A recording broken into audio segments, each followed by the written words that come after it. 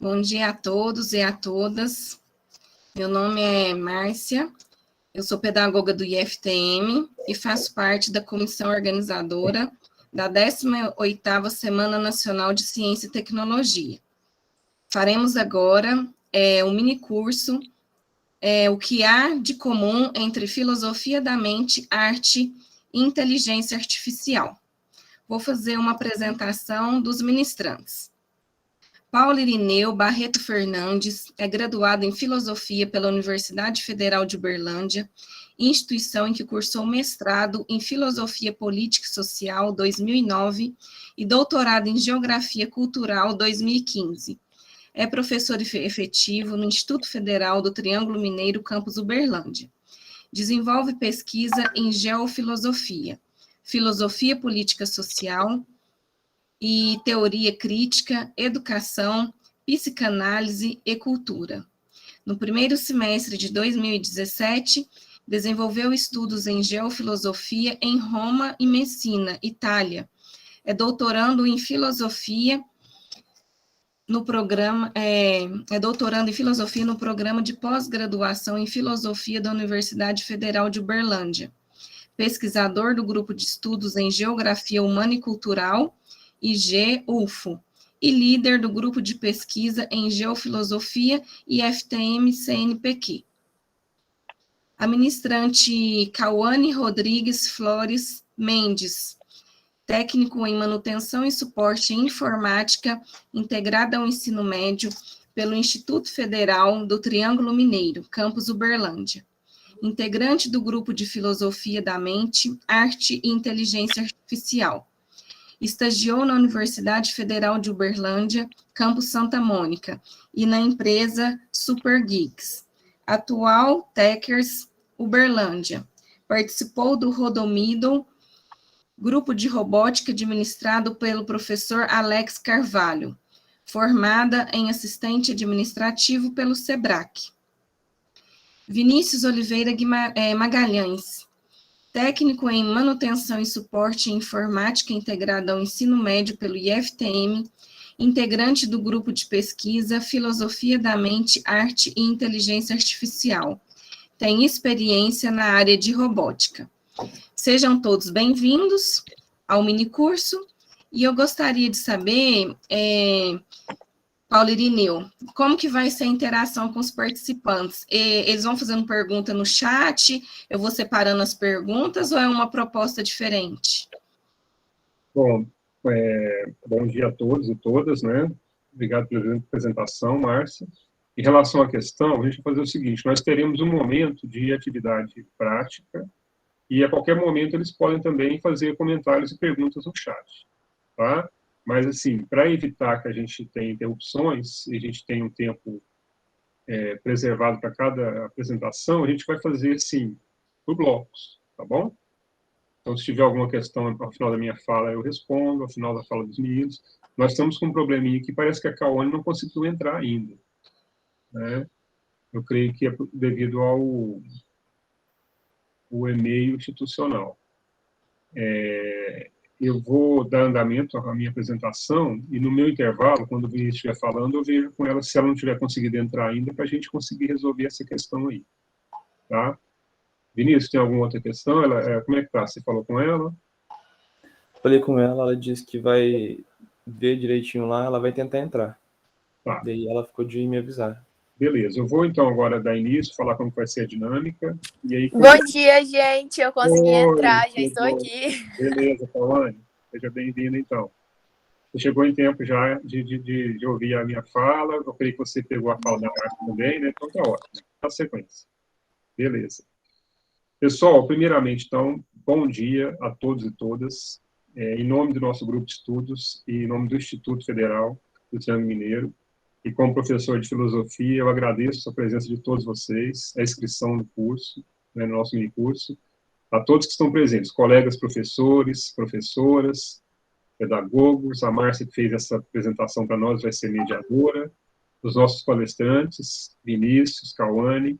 Nós também temos integrantes do grupo que não puderam participar hoje, que estão trabalhando, que é a Ana Luísa e o Marcos, e o André também, embora o André talvez possa contribuir um pouquinho com a gente hoje, tá? Como que vai ser nossa dinâmica hoje? Nós teremos, a princípio, 3 momentos de fala, que vai ser, então, a apresentação do conteúdo do minicurso, né? E, na sequência, nós vamos ter uma atividade prática ligada com o tema estudado, beleza? Esse minicurso, ele é, então, um trabalho feito pelo nosso grupo de estudos de Filosofia da Mente, Arte e IA, que vocês vão conhecer um pouco mais ao longo do minicurso, para quem não conhece ainda. Embora eu creio que todos os estudantes do Instituto já conheçam que a gente tem feito aí um trabalho assim, de divulgação, né, de lives, de eventos, e esse é mais um desses, então, tá bom? Eu vou agora projetar aí eu não vou usar muitas imagens, mas a minha primeira fala vai ser assim, sobre o conceito de filosofia da mente, né? E aí, em seguida, o Vinícius vai apresentar para vocês a relação entre filosofia da mente, a inteligência artificial e a arte. E, num terceiro momento, a Cauane vai trazer conteúdos também ligados com inteligência artificial, filosofia da mente, a questão do medo das máquinas, né, a questão dos conceitos, e a gente vai ter um momento também que nós vamos apresentar mais efetivamente o nosso projeto, e vamos fechar com a atividade prática, que é muito importante. Para essa atividade prática, nós avisamos vocês, não é obrigatório, né, quem quiser participar, mas nós vamos usar um material simples, que são 2 folhas de papel, sulfite ou de caderno, um lápis e régua. Né? Então, se alguém não providenciou e quiser, de alguma maneira, providenciar aí até o momento, seria legal, né, se todos participarem, mas é opcional, quem quiser apenas acompanhar, tá? Lápis, papel e régua. Certo, Augusto? Muito bem. Bom, vamos lá, então. Eu vou apresentar com outra conta que está aparecendo aqui. Vocês vão ver. Eu vou desabilitar a câmera um pouquinho para não ficar muito pesado aqui. E vocês vão ver a apresentação. Né? Estão vendo? Muito bem. Então, vamos lá. Nós dividimos, e a gente vai ser assim, bem criterioso no tempo, para a gente poder preservar o tempo para todos os nossos palestrantes terem, né, um momento de sua fala. Então, eu peço ao Vinícius ou a Márcia, assim que eu chegar a 15 minutos de fala, me dê um aviso aqui no chat, por favor, tá? Porque aí, mesmo que eu estiver faltando muito ainda, eu vou já partir para o encerramento, tá? Então, a gente vai preservar 20 minutos para cada um de nós, Paulo, Cauane e Vinícius, para que a gente tenha aí uns 30 minutos para a parte prática. Então, o título do minicurso é O que há de comum entre filosofia da mente, arte e IA. A parte da 18ª Semana Nacional de Ciência e Tecnologia, do IFTM. Apresentantes, Cauane, Vinícius, Paulo Irineu, e o André, que está como convidado, ele faz parte do grupo, ele não poderia ficar o tempo todo, se ele conseguir entrar, ele vai falar um pouquinho também com vocês. Tá?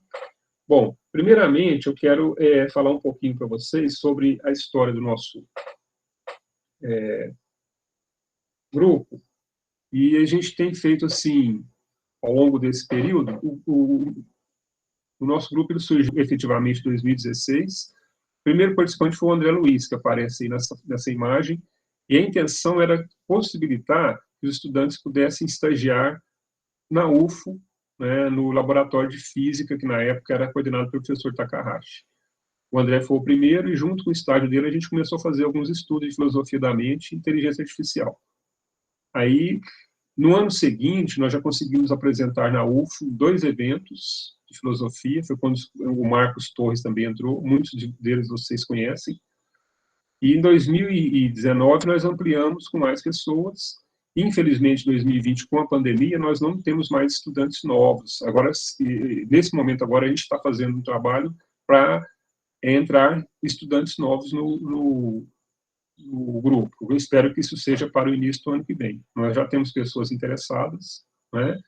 Então, é um grupo que está muito ativo. Vou mostrar para vocês agora imagens de eventos que nós já realizamos. Esse aí foi um evento sobre o dilema das redes, que é que está disponível, acredito ainda, na Netflix. É um tema muito importante. Nós trabalhamos esse tema aí em uma live. Uma outra live sobre Dark, que é filosofia, e uma outra sobre o Dark Side of the Moon e o Mágico de Oz, né? E mais recentemente nós fizemos uma live sobre Stranger Things. Essas lives, elas são a forma que nós temos utilizado para comunicar com as pessoas, mostrar o trabalho do grupo, né, desenvolvido até agora, e tem sido assim legal porque a gente tem notado uma interação cada vez maior das pessoas, o interesse cada vez maior pelo tema, né, e nós vamos continuar, né, já temos aí um projeto já de fazer a tradução e a legenda traduzida de um filme produzido pela Voo, que é uma produtora chinesa de estudantes. Eles já autorizaram a gente a fazer a tradução e legendar em português, e nós vamos fazer um lançamento em breve, né? Mas isso fica como uma novidade para vocês aí, quem estiver acompanhando o trabalho do grupo. Bom, eu vou agora falar um pouquinho do que é a filosofia da mente, que é a minha parte nessa nossa conversa de hoje. Eu sei que muitos de vocês têm interesse, né, e curiosidade. Então, são as informações iniciais, né, do que é a filosofia da mente, para que os meninos possam complementar cada um com a sua parte. Primeira questão, a filosofia da mente, pessoal, é uma parte da filosofia que é quase tão antiga quanto a própria filosofia. Embora o conceito de filosofia da mente ele seja mais recente. Ele surgiu aí em volta da década de 40, mais no final da década de 40, no pós-guerra, e é justamente, parece uma coincidência, mas não é justamente quando começou a surgir esse interesse grande pela tecnologia ligada com a comunicação, com a informática, tanto é que, mais ou menos uns 10 anos depois, foi quando começou a surgir a computação pessoal, né? Já no final dos anos 50, que para nós aqui no Brasil acabou tornando-se uma realidade um pouco mais tarde, né? Final dos anos 70, início dos anos 80. Mas o surgimento da filosofia da mente como área de estudo, ela é mais ou menos contemporânea do surgimento da computação pessoal, assim, no sentido da origem dos conceitos, né? A tecnologia ela demorou um pouquinho mais. Então, são dois elementos importantes. Primeiro, ela surge no passado, claro, quase tão antiga quanto a filosofia, mas ela, como ciência, ela é mais recente. E qual que é a origem, digamos assim, dessa preocupação? Ela está ligada com o espanto lá na antiguidade, que vocês já viram na filosofia, nas primeiras aulas, né?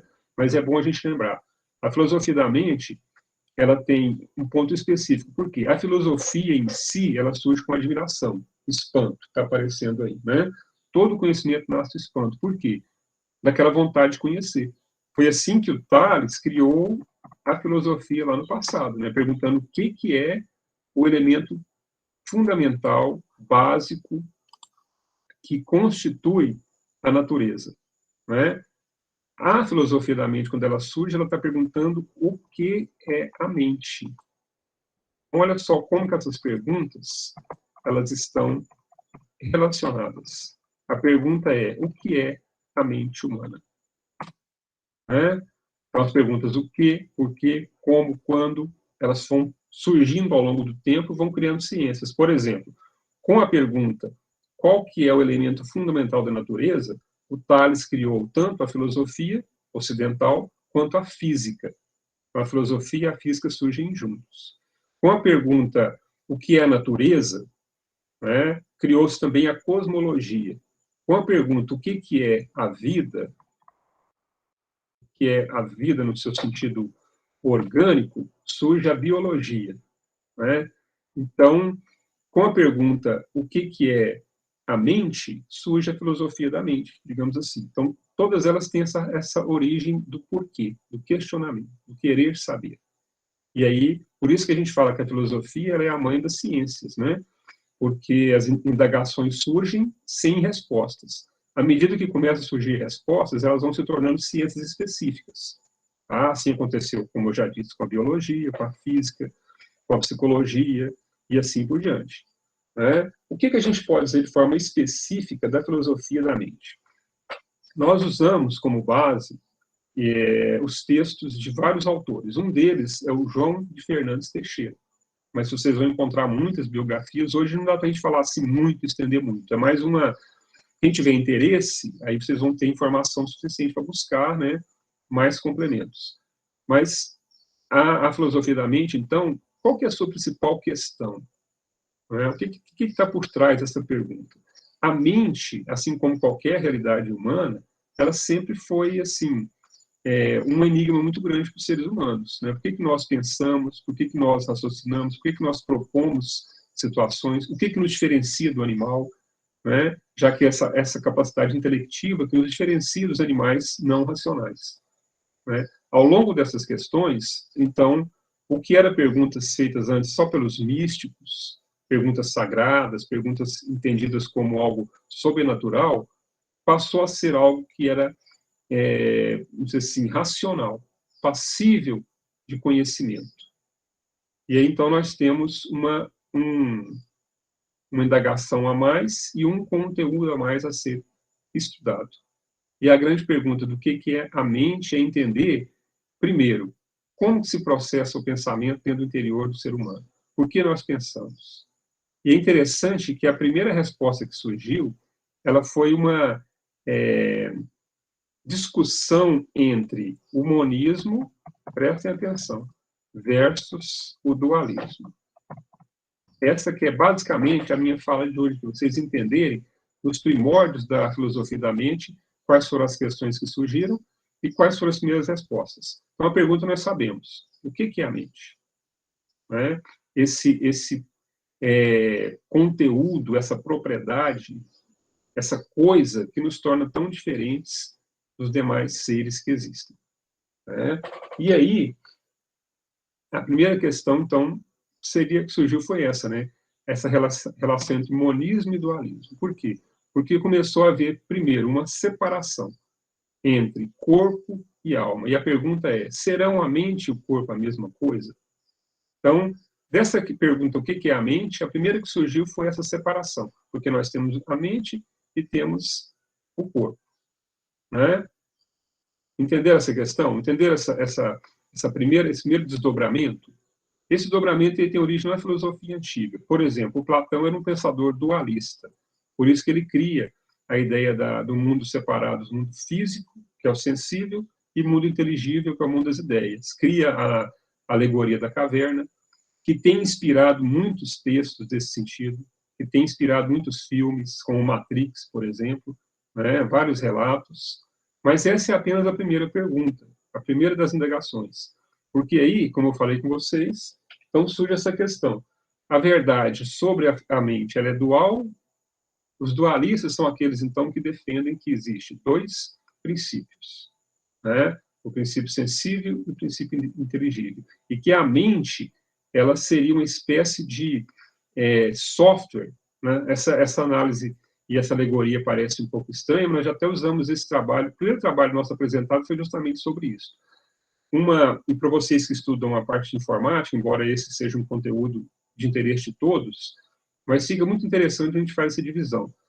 Os dualistas pensam o seguinte, é como se o corpo, o nosso corpo, a nossa máquina humana, né, nosso organismo físico fosse o hardware, né, e a nossa mente fosse o software. Para quem acredita em alma, é a alma, né? Mas uma coisa, mesmo para quem não acredita em alma, uma coisa não pode negar. Existe o pensamento, existe a mente. Então, seria essa análise possível. Né? Essa análise, no Ocidente, ela nasce com o Platão, que a gente pode dizer que é o primeiro dualista. Resumindo, ele divide, então, a possibilidade de dois princípios, tá? Corpo e alma. Já os monistas, e aí, embora não exista assim, a gente pode dizer que o Aristóteles fosse um monista, embora ele também fosse platônico, mas no sentido de resumir tudo em um único organismo. Ele chama de substância. Então, a substância humana, ela já contém em si os elementos materiais e subjetivos. Né? Então, como está dito aí no texto, o monista ele caminha no sentido contrário do dualista. Ele afirma, então, uma união ou uma unidade entre corpo e alma que funciona de forma interativa. Né? Então, a partir dessa possibilidade é que tudo passa a ser criado, estudado, investigado em relação à filosofia da mente. Todos os estudos que nós temos hoje, você vai encontrar visões que são monistas e visões que são dualistas. Né? A gente tem estudado mais, até porque a gente tem lidado muito com essa questão da máquina, que é o que eu falo daqui a pouquinho, nessa questão dual, porque ela parece ser a mais adequada quando você vai associar a mente humana com a mente das máquinas, né? Porque quando você cria, por exemplo, um robô, quando você cria um mecanismo, um autômato, você cria dois princípios. Então, vejam bem, eu não estou dando uma resposta ainda se é monismo ou dualismo está certo, não. Eu estou dizendo que, para a realidade da inteligência artificial, da inteligência aumentada, da inteligência das máquinas, nós precisamos fazer esse desdobramento, tal qual acontece, por exemplo, na computação, né? Em que você tem princípios físicos, materiais sólidos, que é o hardware, e você tem o software, que é aquilo que você vai aplicar no sentido, por exemplo, que seria para nós o subjetivo, né? Ou seja, entre aspas, a alma que anima a máquina, que nesse caso também é produzida por nós. É interessante, né? Porque nesse sentido a gente se torna criador, né? Criador no sentido em que você cria princípios para que eles possam se organizar. E é nesse momento, pessoal, que a gente passa, então, da filosofia da mente para a inteligência artificial, né? Por isso que chama artificial. Embora o termo artificial hoje ele já está sendo usado assim de forma um pouco mais com mais cuidado, porque de certa forma existe inteligência artificial sem que ela seja ligada, por exemplo, a uma questão tecnológica. Isso depois a Cauane deve falar um pouquinho sobre essas questões, com mais tempo, né? Por isso que se usa também hoje o termo aumentada, né? Exatamente. Aí agora nós vamos, então, eu creio que já estou no meu tempo já, mas assim, basicamente essa reflexão que eu quero trazer, e agora a gente vai ver alguns exemplos. Esse exemplo que está aí, esse texto foi apresentado, foi o nosso primeiro texto apresentado no evento da UFO, né? Foi em 2018, foi o Marcos Vinícius que apresentou, e é justamente esse tema, os dois mundos de Platão e os conceitos de hardware e software com relação possível. Para vocês terem uma ideia, esse foi o primeiro trabalho apresentado por um estudante de ensino médio em um evento da UFO de filosofia. Depois desse trabalho, a gente teve vários já apresentados por nossos estudantes, pelo próprio Marcos, Lucas, André, Cauane, Vinícius. Tá? Então, para vocês terem um exemplo dessa aplicação desses conceitos em um trabalho filosófico. Tá? E aqui, para me fechar essa primeira parte minha, eu vou, então, mostrar esse esquema da inteligência artificial e da filosofia da mente, como que é essa transição. Então, o primeiro passo é você entender essa diferença entre mente e cérebro. Os dualistas separam, então, mente e cérebro. Podemos dizer assim, como eu disse já anteriormente, né, software e hardware. E aí você tem os desdobramentos, né? Por exemplo, o dualismo das substâncias, das propriedades, substância pensando no sentido material, propriedade pensando na questão mais subjetiva de valores a priori. Ok, Márcia, beleza, já estou partindo para a conclusão. Aí você tem, então, depois o cartesianismo, que é um desdobramento desse pensamento, lembrando que o Descartes é um filósofo que está também influenciado por Platão. No centro aí você tem, então, a dissolução do conceito de mente, porque são aqueles pensadores que estão meio que, vou dizer assim, um meio termo, em que eles acreditam que a filosofia da mente, ela estuda mais conceitos do que coisa, né? Então, seria uma questão, eles minimizam um pouco o problema, entenderam? Eles falam assim, não existe um grande problema aí. A mente é uma realidade e deve ser compreendida. A pergunta o que é a mente é menos importante do que a pergunta o que contém a mente. O que a mente pode produzir, né? Seria esse meio termo. E já no extremo direito de vocês aí tem o monismo, né? Que é essa ideia de unir, então, mente e cérebro em uma coisa só. Tá? E um desdobramento final dele, então, é o funcionalismo, que é a eficiência, que é você dedicar mais o seu tempo às soluções ou às criações que você pode realizar a partir da mente, do que ficar necessariamente perguntando o que ela é, né? Parece que seria uma coisa muito filosófica, muito abstrata. Entenderam? Então, basicamente, esse esquema, quem tiver interesse em estudar, né, é mais ou menos por esse caminho que vocês podem seguir. E aí eu mostro agora, sim, a relação. E a mente artificial? Quando que ela surge? Né? Então, essa é a minha reflexão final, porque agora eu já passo a bola para os meninos que vão falar sobre essas questões. Né? A mente artificial, ela surge no momento em que o ser humano, nós, né, começamos a produzir, então, aquilo que eu falei com vocês, esse distanciamento da relação necessária do pensamento com o humano, e nós, entre aspas, nos tornamos capazes de pensar e de criar seres que também pensam, né, colocando entre aspas, porque essa questão ainda está em muita discussão. Mas ninguém vai discutir, ninguém vai negar que um robô, mesmo que ele não pense de forma autônoma, ele consegue elaborar até mesmo conceitos, ele consegue, de certa forma, raciocinar, tanto é que robôs criados pelo ser humano já venceram seres humanos em disputas, como do xadrez, por exemplo. Né? E aí eu cito como exemplo a clássica produção do Asimov, que fala sobre as leis da robótica. Né? E eu cito algumas obras. E faço questão de fechar a minha fala falando da importância, porque a gente tem assim, um domínio hoje muito grande do masculino, né, dentro desses estudos, e principalmente quando a gente fala da ficção científica.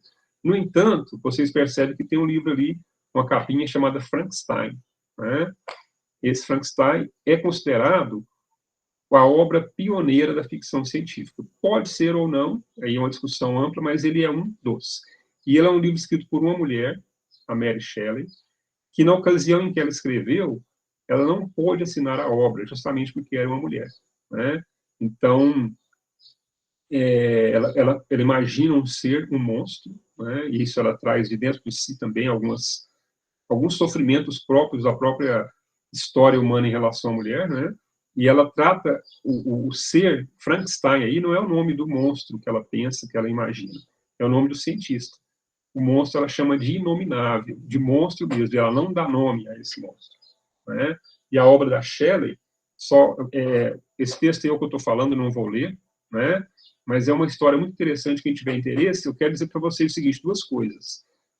Que hoje cresce muito o interesse dessas obras e a participação. O que era o de um grupo seleto, digamos assim, homens brancos, né, pensadores, entre aspas, percebe-se que isso está abrindo hoje. A primeira obra considerada de ficção científica em que aparece essa relação já com a inteligência é de uma mulher, e hoje tem pessoas de várias etnias, classes, que estão pensando dessa forma. Então, é uma abertura que eu acho muito importante a gente falar sobre ela.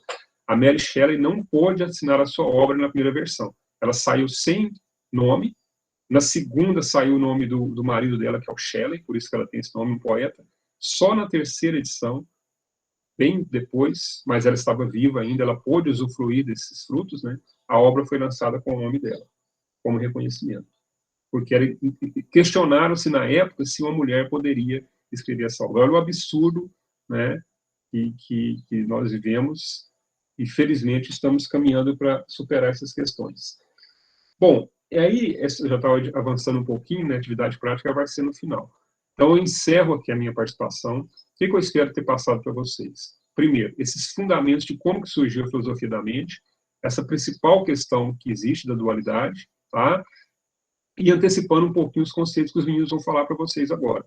Então, agora eu vou passar a palavra para o Vinícius, né? Ele vai ter os mesmos 20 minutos para apresentar, então, a discussão dele, e eu vou retornar com vocês no final para a gente fazer aí uma atividade interativa. Ok? Muito obrigado pela atenção, por enquanto, né? E eu vou ficar por aqui, nos bastidores aqui agora, tá? Tudo bem com vocês? Como é que vocês estão? Bom dia para vocês, né, primeiramente. Bom, eu sou o Vinícius, sou um dos integrantes do grupo lá do Filosofia da Mente, Arte e Inteligência Artificial, que é o nosso grupo de pesquisa, né, que o Paulo Irineu já apresentou muito bem aí, né, mais para frente a gente vai voltar a falar dele. Mas eu tô aí no grupo há algum tempo, né, se eu não me engano, desde 2019, e a gente trabalha essas questões sobre filosofia da mente, arte e inteligência artificial. E a respeito da arte, eu fico mais nessa questão, né? Eu trabalho mais essa parte dentro do grupo. Essa é a minha área de pesquisa dentro da equipe. né? E aí, então, eu vou apresentar aqui a tela agora e a gente vai discutir um pouquinho o que tem a ver entre inteligência artificial e arte, principalmente. Antes eu vou dar uma problematizada e tal, eu vou mostrar para vocês como é que vai ser. Deixa eu só apresentar aqui e a gente continua.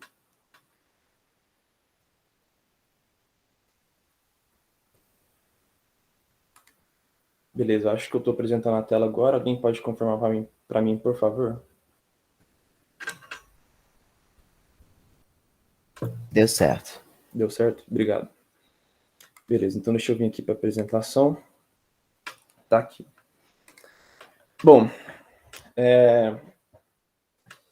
desde que eu entrei até hoje no grupo, eu desenvolvi principalmente 2 trabalhos. Eu relaciono essa questão do espanto, que o Pirineu já apresentou para vocês, e eu trago também depois uma relação disso com a inteligência artificial.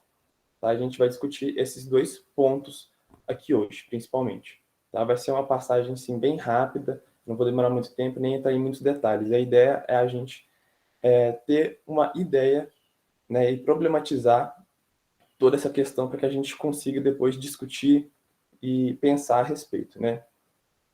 Bom, para começar então, esse é o título da minha apresentação, Filosofia e Arte, Espanto e Beleza, né? E daí eu vou pegar aqui essa primeira parte para poder falar da importância da filosofia e da arte, mesmo, simples assim, né? A gente tem a filosofia como o nosso meio para a obtenção de conhecimento, né? É o meio que nos torna humanos, né? A filosofia. Foi por meio dela que a ciência nasceu, por exemplo. Né? A gente tem a arte, que é a expressão do ser humano, né? Uma vez que o ser humano é um ser que possui sentimentos, experiências, né? E a arte se apresenta como um meio que ele expressa o que ele pensa e o que ele sente, né?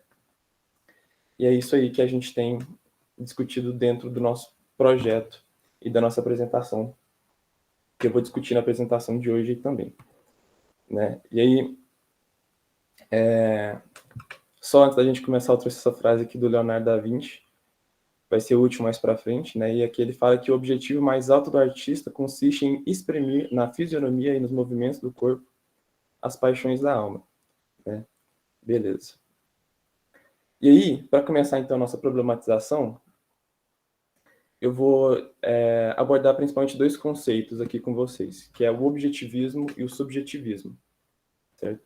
O objetivismo parte da ideia de que a gente enxergue uma obra de arte como sendo bela ou não para todos, né? Então, se eu pego alguma pintura, eu pego aqui a Mona Lisa, por exemplo, beleza? Que é do Leonardo da Vinci. Ela é bela para todo mundo, e se alguém discordar disso, essa pessoa está errada, beleza? Esse é o objetivismo.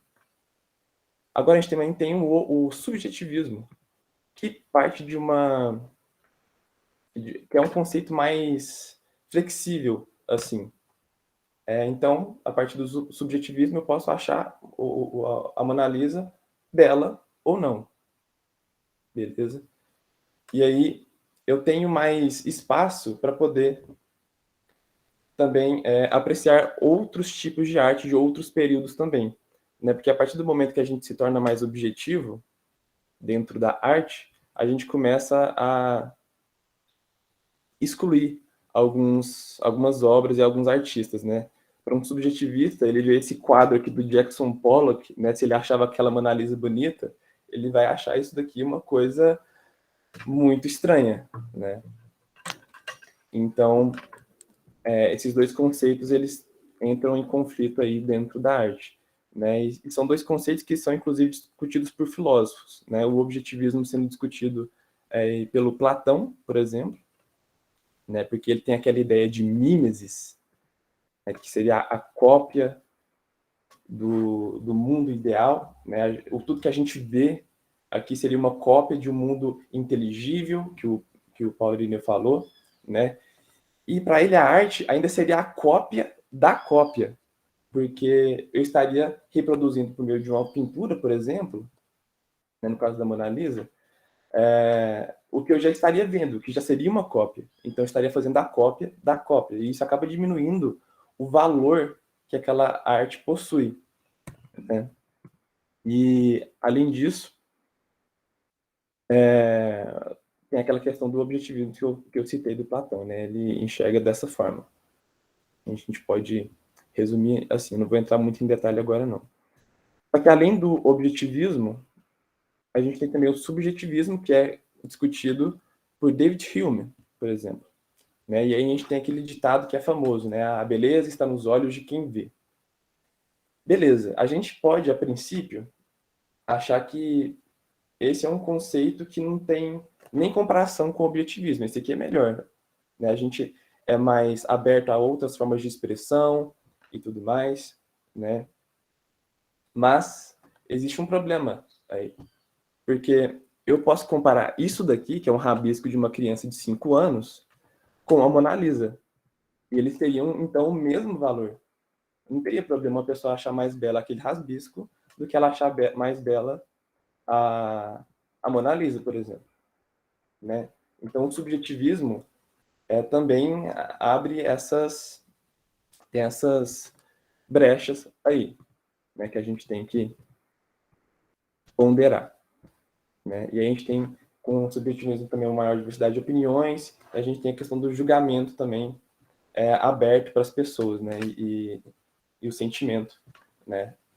Que faz parte desse processo de julgamento de uma obra de arte. Né? Uma pessoa pode, sei lá, ela pode ter uma experiência na vida dela que ela foi, sei lá, no museu e ela teve contato com a pintura de Leonardo da Vinci quando ela era criança, depois ela cresceu, ela continua achando aquilo ali belo, né, por causa do sentimento que ela teve, por causa das lembranças dela, e outra pessoa não.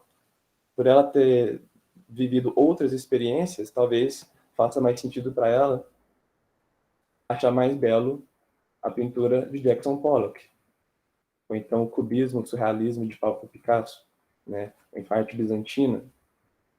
Né? E daí, beleza. Deixa eu passar para frente aqui agora.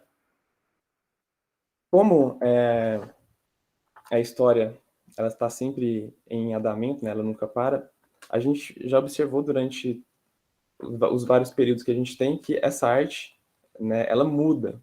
Eu acabei de mostrar isso nas imagens que eu passei ali também um pouco disso. Né? E aí, a gente sempre observa essa mudança que existe de um pensamento para o outro. Às vezes a gente vai ter um renascentismo, por exemplo, que ele vai ter uma percepção diferente do que aquelas pessoas que estão na contemporaneidade têm da arte, né?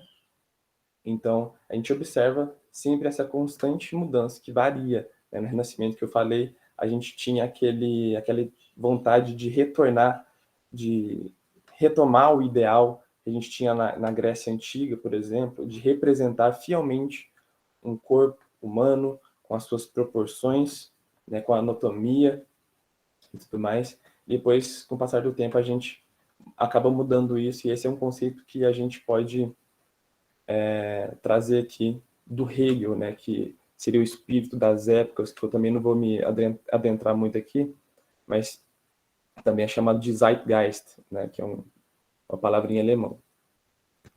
Né? Mas não há dúvida que, por mais que a história tenha se passado e a gente tenha toda essa discussão por volta disso daí tudo, a beleza ela está sempre presente. Né? Ela pode ter mudado a forma como que a gente percebe ela, né? Mas a beleza é um conceito que está sempre presente, né? Para a gente poder valorizar aquilo que a gente ama, que a gente persegue, né? E que a gente tem como ideal na nossa mente no período em que a gente está, né? E a beleza tem sido um fator que causa espanto nas pessoas. Né? A partir do momento que ela presencia um quadro, uma obra de arte que lhe é bela, a pessoa tem ali um sentimento de espanto, de admiração, né? E ela é capaz de pensar, de refletir a partir desse primeiro sentimento que ela tem, né? Então, essa é um pouco da importância da arte também que ela tem nas nossas vidas, né? Ela proporciona isso para a gente. né? Só que até aqui eu falei um pouco sobre a arte convencional, a arte tradicional, que a gente já conhece a parte da história da arte. A partir de agora, no século em que a gente está, e com o surgimento dos computadores, da inteligência artificial, as coisas podem acabar mudando um pouco, beleza? E aí eu entro aqui nessa parte de dilemas estéticos sobre uma perspectiva da inteligência artificial. E daqui para frente, como é que fica tudo isso? Como é que fica essa questão? Seria a arte produzida por uma inteligência artificial capaz de provocar na gente esse sentimento de espanto e de beleza? Né? E é isso que eu vou discutir aqui a partir de agora, né? Bom, então só para a gente introduzir aqui nesse assunto, não sei como é que está meu tempo, mas eu vou tentar andar bem rapidinho aqui. Eu trouxe aqui esse quadro que é bastante famoso, um quadro do Barroco, né, do Rembrandt, que é a lição de anatomia, né, a forma como a gente chama ele. E aí a gente tem vários homens estudando um corpo de um homem morto, né, que era um hábito comum até naquele período, uma vez que estudar anatomia era uma prioridade, né? A gente percebe que nesse quadro mesmo aí, por exemplo, a gente tem uma representação próxima da realidade no que se refere ao tamanho da cabeça, das mãos, do corpo, né? E tudo mais. E daí a gente tem essa preocupação do homem em entender o corpo humano, beleza. Hoje, com o surgimento da inteligência artificial, a gente tem uma readaptação daquele quadro, né, que são vários robôs nos estudando, né, para poder produzir a arte deles. Seria uma coisa mais ou menos assim, né, hoje em dia. E aí, a partir disso, surgem várias questões. Né? Será que as máquinas vão substituir os artistas? Será que elas podem criar ou até imaginar? Né? Será que a beleza da arte ela é válida? Será que as máquinas elas podem sentir? Né? E afinal, uma arte ela pode produzir arte? Né? Essa é a questão principal daqui. Né? Se ela realmente pode ou não, essa é uma questão que vai interferir bastante, eu acredito nos próximos tempos, e vai influenciar a forma como é que a gente enxerga arte, talvez. Né? E para poder discutir isso e entrar um pouco mais a fundo nesse assunto, a gente tem que entender alguns conceitos, né? Inclusive de imaginação, por exemplo, né? Para poder saber se ela imagina ou não. Né? Só que antes, uma vez eu fiz isso daqui com um grupo de pessoas, eu acho legal a gente fazer aqui também. É bem rapidinho. Vocês estão vendo todos esses quadros aí? Então, deixa eu falar para vocês. Só um desses quadros foi feito por humano. Todos os outros são feitos por inteligências artificiais. E aí, eu queria que vocês me falassem por meio do chat, digitassem aí um número de qual que vocês acham que é o quadro feito pelo ser humano. Qual desses quadros foi feito por um ser humano, por um homem? Né? Eu vou esperar e vou dar um minutinho para vocês digitarem no chat, eu quero ver. Beleza. Ó, 5, 4, 2, 6. Ó, tá bem variado. 5, 6, 4. Tô vendo muito 5. Tô vendo muito... tô vendo principalmente 5. 3, 6. Vi muito 6 também. Tá. Muita galera falando do 5. Tá bom. 5, 3. Ok.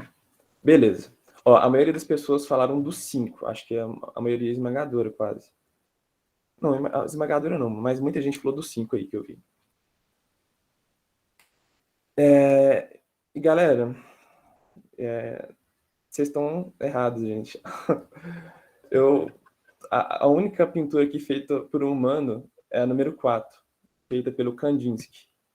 Né? Todas as outras são feitas por inteligências artificiais, incluindo a número 5 aí, que vocês falaram.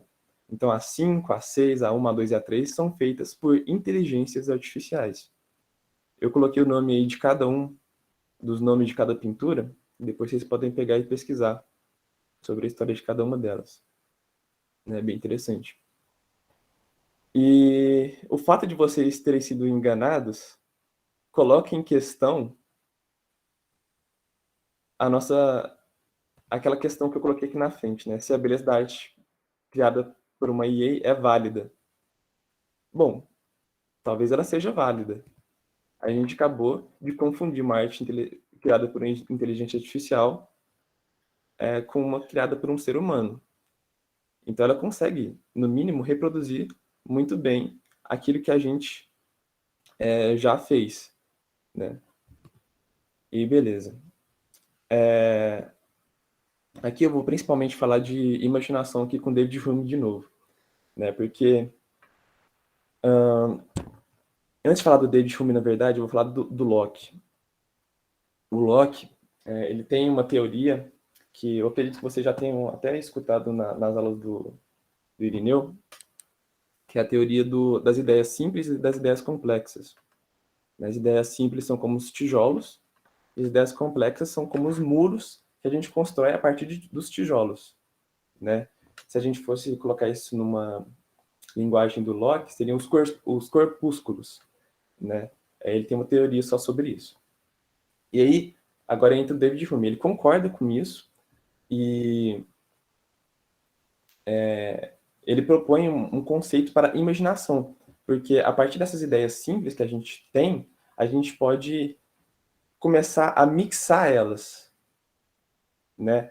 A compor, a separar e dividir essas coisas, né? Essas ideias simples para poder criar coisas novas. E daí surgiria então a imaginação, né? A gente conheceria duas coisas, a gente conheceria, sei lá, 3 coisas, daí a gente poderia misturar elas de formas diferentes e criar uma coisa que ainda não existisse, né? Certo? Então essa seria um dos conceitos que a gente teria de imaginação a partir do que David Hume escreve para a gente, né? E aí, entrando aqui na inteligência artificial, a gente tem que ver se o processo que a máquina utiliza para poder criar esses quadros se parece com o dos humanos, se o que eles têm ali nos softwares deles se parece com o que a gente faz na imaginação da gente, né? Daí a gente vai ver se máquinas conseguem imaginar, né, a partir do machine learning, que é o conceito análogo para a inteligência artificial também, né? O processo de aprendizado das máquinas para elas conseguirem pensar e responder uma pergunta que a gente faz para elas, por exemplo, né? E aí, olha aqui, esse esquema é muito interessante porque ele resume bastante para a gente, de uma forma didática, como é que uma inteligência artificial funciona. Né? Só antes, eu preciso fazer uma ressalva. Existem vários tipos de inteligência artificial, vários tipos de redes neurais, beleza? As redes neurais utilizadas para fazer uma obra de arte, como essas daqui, geralmente, na maioria das vezes, são redes que a gente chama de GAN, ou redes adversárias generativas, se a gente for traduzir para o português. Né? E essa rede neural, especificamente, ela funciona da seguinte forma. A gente teria ali o banco com dinheiro real, e a gente teria o ladrão que tem o dinheiro falso. E a gente teria o guarda, que seria o nosso discriminador. O ladrão seria o nosso generador, o nosso, na verdade, gerador, né? Ele ficaria ali gerando todo esse dinheiro e mandando para o guarda. O guarda, ele sabe se o dinheiro é falso ou não. Então, se o ladrão enviasse dinheiro para o guarda que fosse falso, ele saberia e recusaria o ladrão de conseguir passar, por exemplo. A gente tem um gerador, né? E aí ele vai criando, então, esse monte de dinheiro e ele vai testando o guarda até uma hora ele conseguir enganar o guarda, né? E quando ele consegue enganar o guarda fazendo um dinheiro tão parecido quanto o dinheiro real, ele consegue passar, né? Ele consegue ser aprovado. É basicamente assim que funciona a criação de uma obra de arte a partir de uma GAN. A gente tem um computador que é alimentado com um banco de imagens gigante de obras de arte. E aí ele tenta criar outras obras de arte a partir do que ele já conhece. E aí, né, seria aquele processo parecido com o da imaginação do David Hume que eu acabei de citar. ele pega o que ele já conhece, que ele tem nos bancos de dados, e começa a misturar aquilo ali até uma hora dar certo. E ele conseguir passar pelo guarda ali, né? E aí a gente tem aquelas obras de arte que se parecem e confundem a gente, realmente, né? E daí hoje a gente tem essa questão para poder discutir hoje. Eu não vou dar uma resposta definitiva, até porque ela não existe, né? A minha intenção aqui é simplesmente fazer essa indagação, propor essa problematização dessas ideias que a gente encontra a partir de hoje com o surgimento da inteligência artificial, né? Hoje a gente já conhece uma obra criada por um humano com estética de humano, a gente já conhece uma obra criada por humanos com uma estética de máquina, só que a gente ainda não conhece uma criação de uma máquina e qual vai ser a estética dela. Uma estética sobre ela mesma ou uma estética sobre o que ela conhece de nós, né? Seria aquela questão lá que eu mostrei no início das máquinas estudando a gente. Né? Isso a gente vai descobrir aí com o futuro, né?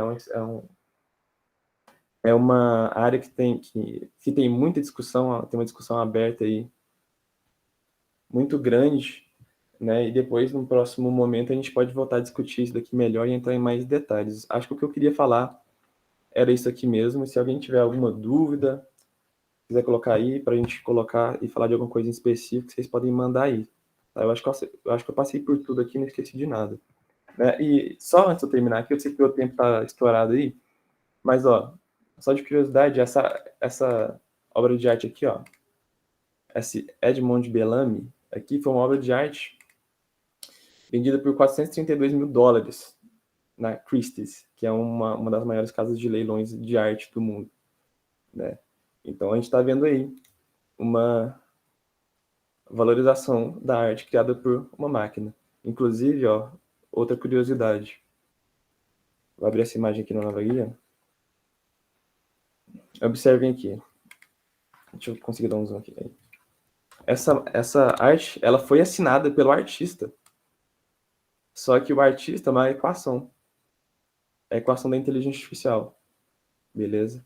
Ela se apropriou da própria arte, assim como... Assim, é parecido com o que aconteceu no Renascimento, né? Quando os pintores começaram a assinar suas próprias artes. Né? Então, ela já reconhece a própria obra, a própria criação dela. Ela assinou aí com a equação, que seria aí o nome dela. Né? E aí existem vários outros projetos hoje em dia que a gente pode discutir. Tem o The Next Rembrandt, tem essa sinfonia aqui que foi terminada por inteligência artificial, né? Porque Schubert, que foi um compositor, um dos maiores compositores aí, caso vocês não estejam lembrados, foi o compositor que criou Ave Maria, por exemplo.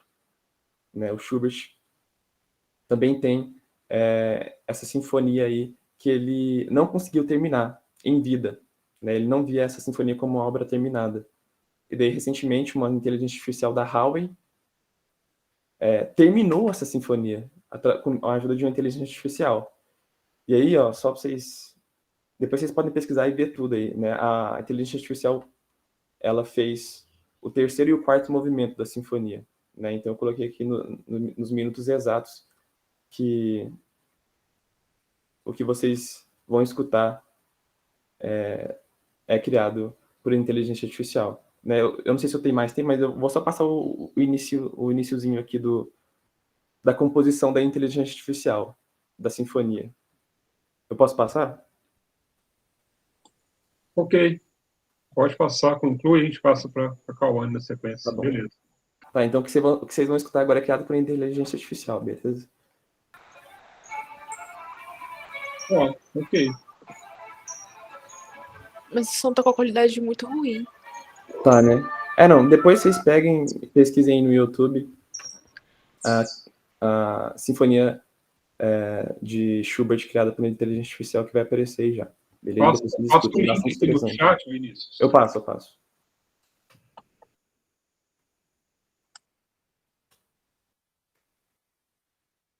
Vocês escutem aí o terceiro e o quarto movimento da sinfonia.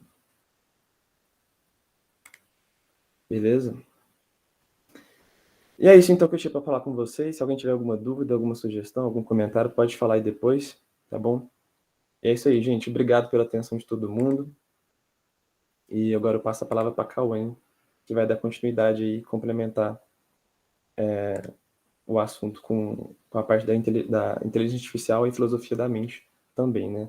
Então, Cauã, a palavra é sua. Obrigada, Vini. Bom dia, pessoal. Eu espero que todos vocês estejam bem, estejam animados, né, nessa manhã de uma quinta-feira. Igual o Vini falou, né, o professor também já havia nos apresentado. Eu sou uma das integrantes, juntamente com o Vinícius, né, do grupo de filosofia da mente, arte e inteligência artificial. E nessa parte que eu vou apresentar, eu tenho a minha parceira, a Ana Luísa. Ela não pôde estar aqui comigo por conta que ela está trabalhando. E tem um tempinho que eu também faço parte do grupo, desde 2019.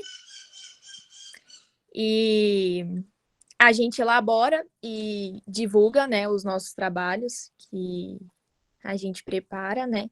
E hoje eu vou falar um pouquinho sobre o medo que as pessoas têm das máquinas, sabe? Inclusive, já vou começar aqui interrogando vocês. Alguém aqui tem medo de algum dia o serviço que vocês têm em mente, né, a profissão ser substituída pelas máquinas? Vão colocando aí no chat para mim. Vini, apresenta para mim os meus slides, fazendo favor. Vou começar a apresentação e qualquer dúvida vocês podem me perguntar, tá bom?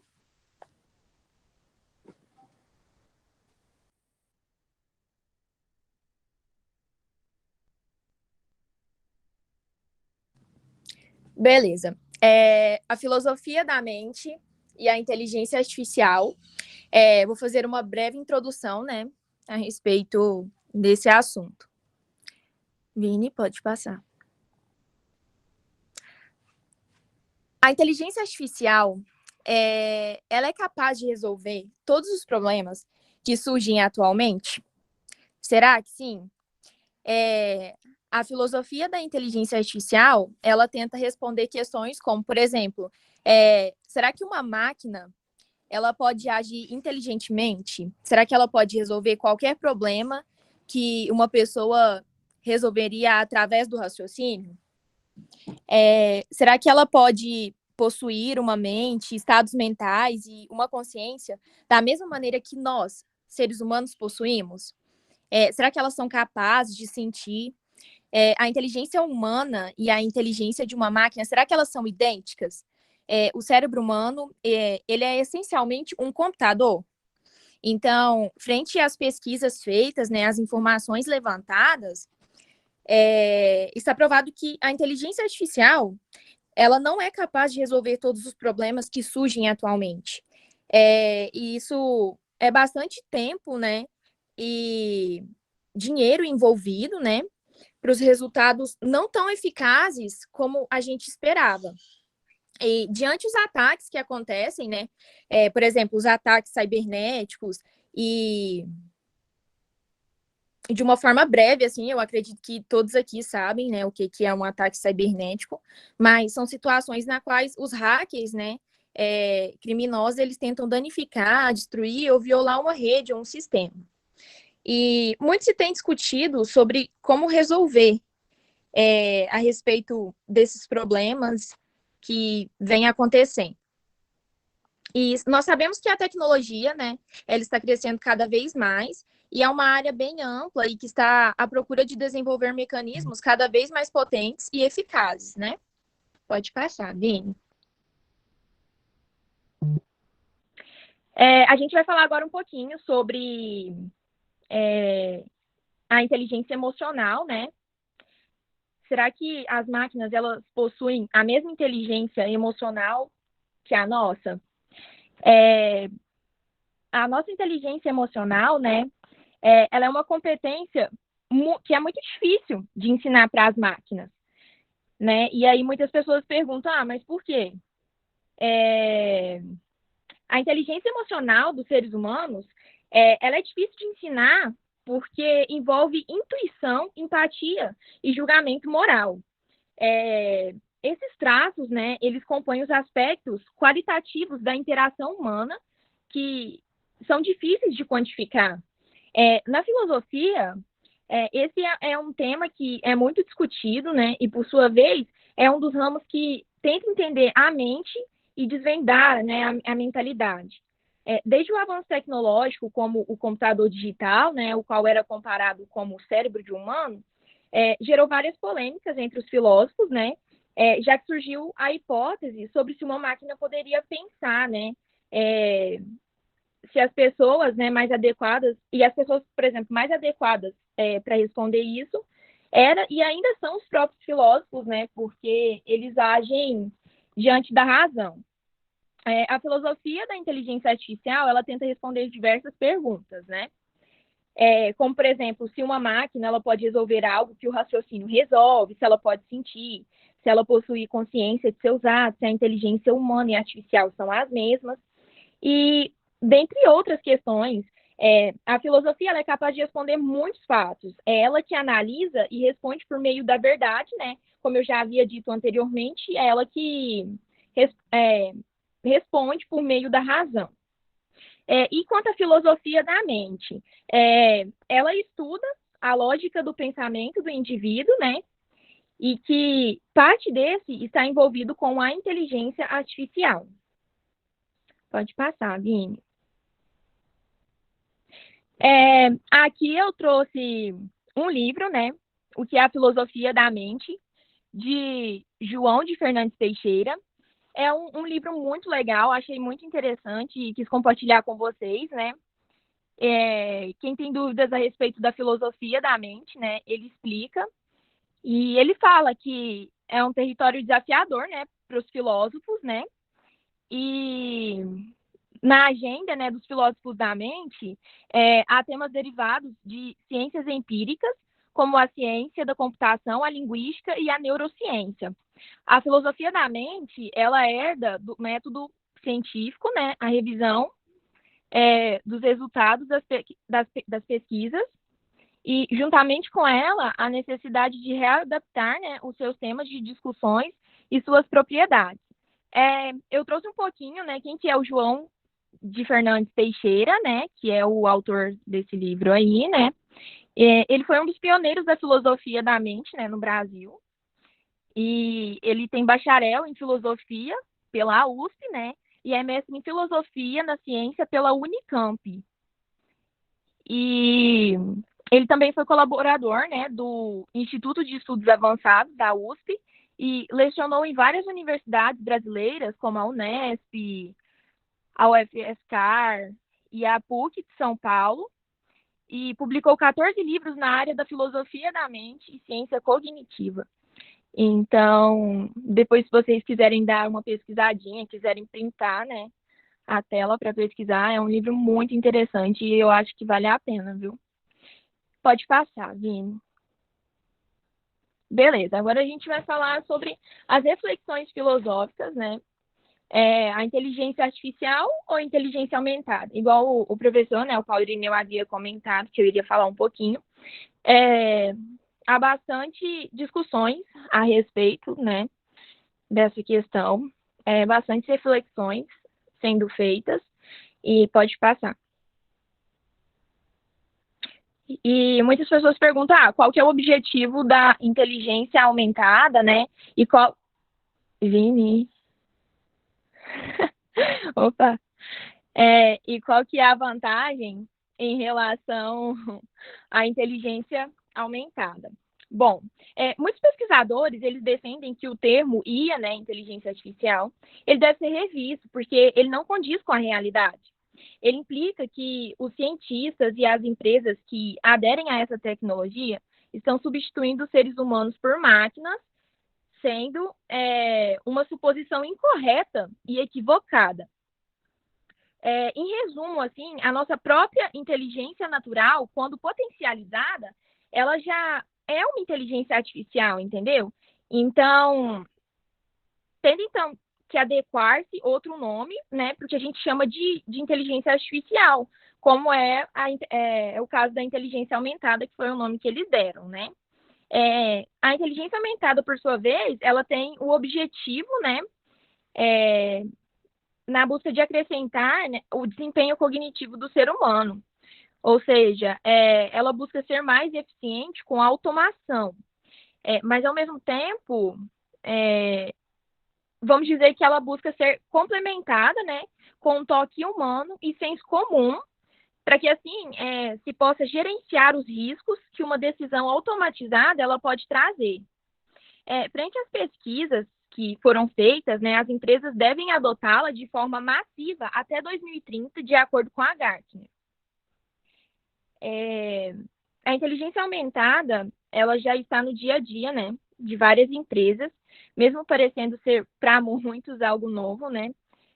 Ou seja, são aplicações que irão complementar as habilidades, né, quanto aos planejamentos e análise dos profissionais em geral. Quanto às questões voltadas à inteligência artificial, ela tem por objetivo automatizar tudo, né? Desde os processos em uma empresa até as atividades cognitivas realizadas por um trabalhador. Entretanto, o problema da inteligência artificial é que ela não é capaz de interpretar os dados de uma maneira, tipo assim, mais segura, sabe? Existem maneiras de enganar a inteligência artificial. Um exemplo é o deepfake, né? Que, para quem não sabe, é uma tecnologia que usa a inteligência artificial, né, para criar vídeos falsos, porém realistas, em que mostra as pessoas praticando coisas que elas nunca fizeram na realidade. Outro exemplo é um caso que aconteceu em 2017, né, onde a inteligência artificial ela foi capaz de enganar outra por meio de uma aplicação de código aberto, o open source, né. Esses acontecimentos eles são possíveis pelo fato do mecanismo da inteligência artificial ele ter pontos não eficazes, ou seja, ter pontos cegos, mas também permitir que um projeto baseado na tecnologia seja explorado por outros sistemas de inteligência artificial, o que traz grandes problemas nas empresas, né?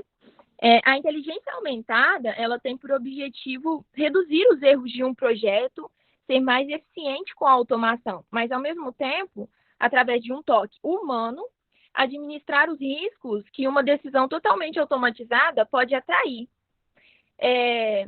E para complementar um pouquinho, sempre nas apresentações, muitas pessoas me perguntavam o porquê, né, do medo das pessoas, mesmo diante das discussões feitas já, né, e o que essas pessoas, nós, né, seres humanos, o que nós temos em mente para ter medo das máquinas. E, segundo o Gazeta do Povo, né, 36% das pessoas têm medo de perder o emprego para robôs até 2030. Um estudo mundial traçou expectativas sobre a influência da tecnologia no mundo do trabalho e estimou 4 cenários possíveis para esse futuro não tão distante, né? Ou seja, desde a Revolução Industrial, o medo de perder os postos de trabalho para as máquinas vem assombrando o homem, né, em relação ao desemprego. Claro que, com o desenvolvimento exponencial da tecnologia, esse medo ele tornou-se cada vez mais justificável, né? Então, é um medo que nós, né, as pessoas, têm há muito tempo e já existe, né, uma resposta.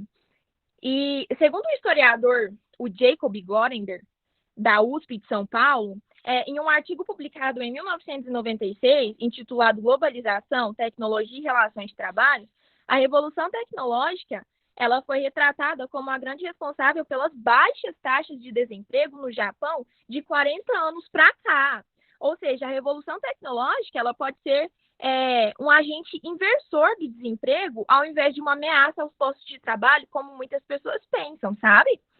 E outra questão, como resposta a essas perguntas, tem referência ao trabalho braçal, né? Versus o capital intelectual. Ah, Cauane, mas qual que é a diferença? É que com a disponibilidade das máquinas trabalhando em tempo integral, substituindo o trabalho braçal do homem, o trabalhador mundial ele passa a ser considerado como um capital intelectual, valorizado e que transmite e aprimora os seus conhecimentos, habilidades, tem mais atitude, sabe? E em prol do aumento no faturamento e no desenvolvimento de uma organização.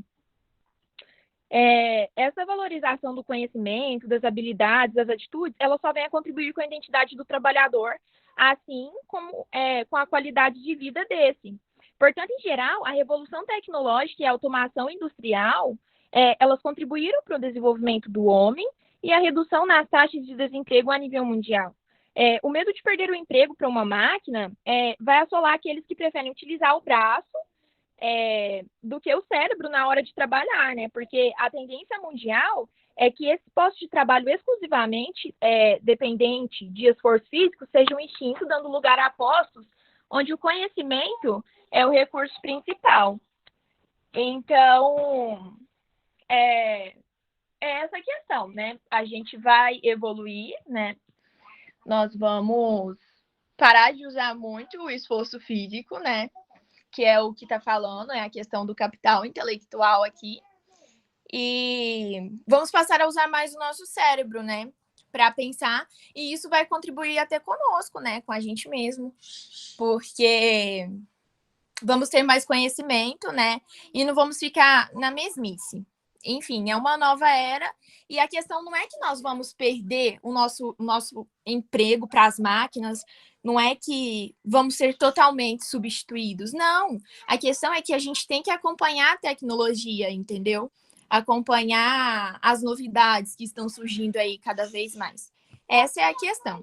Vini, pode passar, fazendo favor. Essas aí são algumas das referências, né, onde eu pesquisei. E muito obrigado pela atenção, espero que vocês tenham entendido, que eu não tenha falado muito rápido, eu fui um pouquinho breve, né, para poder adiantar a atividade prática. E até a próxima, se vocês tiverem alguma dúvida, fiquem à vontade para me perguntarem. Eu acompanhei o chat aqui, não houve questionamentos, mas houve alguns comentários. Não sei se eu faço agora, Paulo, depois da dinâmica que você vai fazer aí. Pode fazer agora. Olha, eu tinha feito uma pergunta para o Vinícius, se o subjetivismo oportuniza mais a uma visão crítica e reflexiva. Eu fiz esse questionamento. A Crícia colocou que tem um aprendizado enviesado também, que é prejudicial. O Augusto diz que mais o machine learning apresenta riscos também, já que, assim como uma criança, a máquina pode aprender algo prejudicial para o desenvolvimento futuro. A Ana Vitória colocou que se as máquinas forem capazes de imaginar ou criar, programadores irão entrar em extinção. A Crícia também comentou que eu não tenho medo. A hora que a Kaone perguntou se alguém tinha medo das máquinas substituírem o trabalho humano, né? A Crícia colocou que não tem medo, mas acredita que as máquinas sempre vão precisar ser supervisionadas por humanos. Ela também colocou que não acredita que os programadores vão perder o emprego, eles vão passar a exercer outras funções, menos mecânicas e que necessitem mais de análise, que exijam mais do nosso raciocínio. E o Paulo Irineu colocou que as novas profissões estão surgindo e já se fala em psicologia para robôs, por exemplo. São esses comentários. Não sei se alguém algum dos ministrantes quer falar alguma coisa. Só respondendo a pergunta que você fez, né, lá no início,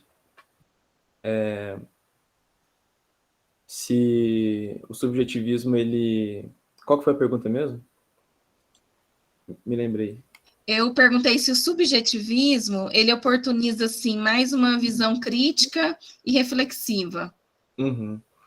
Eu acredito que sim, né? Porque se a gente fica no objetivo, a gente acaba excluindo outras formas de se pensar e de se imaginar uma outra coisa, né? A gente fica preso a apenas uma perspectiva, né? Apenas uma visão de um determinado assunto, por exemplo, que é representado em uma obra. Então, o subjetivismo, ele proporciona essas diferentes tipos de visões, né, que a gente tem sobre um determinado assunto, sobre uma determinada época, sobre uma pessoa e tudo mais. Eu acho que o subjetivismo tem isso como qualidade mesmo, né? Mas é aquilo que eu falei na apresentação também. Eu acho que é uma discussão que demora muito tempo também, se a gente for fazer tudo aqui, mas eu, assim, acho que deve haver limites também, em alguns pontos.